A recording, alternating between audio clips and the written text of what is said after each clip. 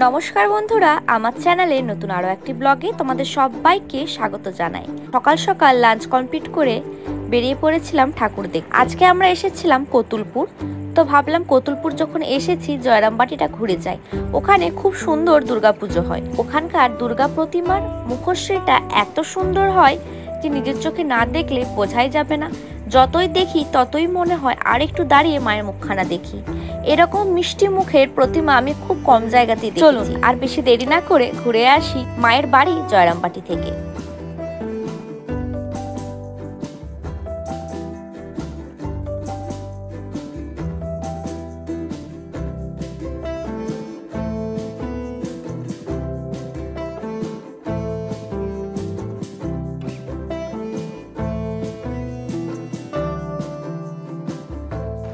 জয়রামবাটিতে এলে অনেক কিছু দেখার আছে, তার ডিটেলসে একটা ভিডিও আমি ডেসক্রিপশনে দিয়ে দেব, তোমরা চাইলে চেক করতে পারো।